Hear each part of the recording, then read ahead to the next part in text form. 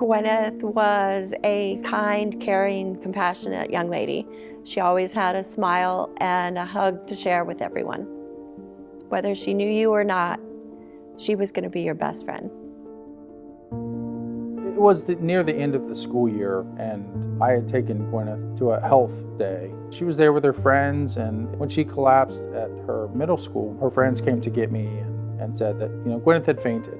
And when I arrived on the scene, it was obvious that she had not fainted. We spent 7 weeks in the hospital with Gwyneth, and she subsequently passed, but what we found out was that she did not receive enough oxygen to her brain for an extended period of time. The brain begins to die in 4 to 6 minutes. I don't know how long it had transpired before I arrived on the scene and started CPR. But there was a question in our mind that if someone had started CPR sooner, then Gwyneth would have had a better chance of surviving an out-of-hospital cardiac arrest.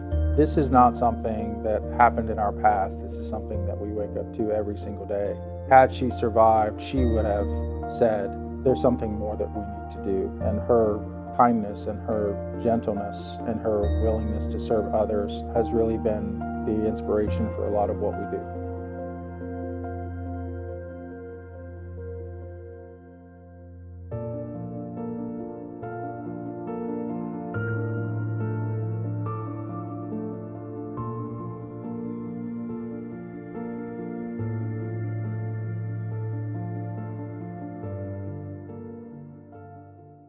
People freeze in emergencies, but we train them to act.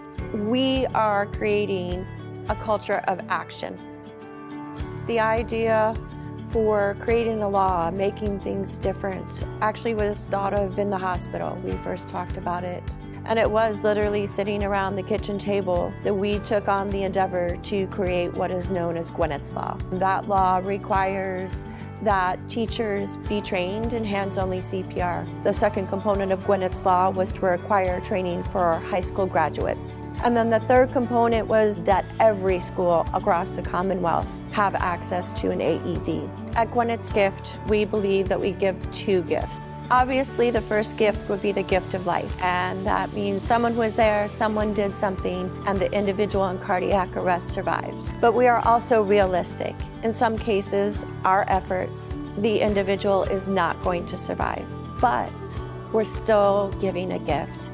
And the family being able to know that there was someone there with their loved one who did something in an attempt to save them.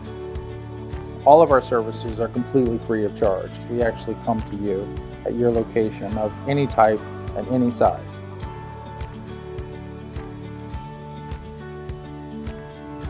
This foundation is about celebrating her life.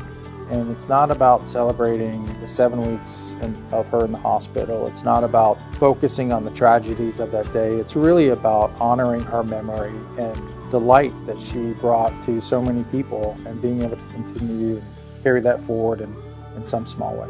And sharing with other people how they can be of service to others in this very important life-saving way. We're open to hearing from anyone who wants to be able to serve with us and volunteer some of your time, talent, or treasure, but we're also interested in anyone who would like to reach out to us to get the training.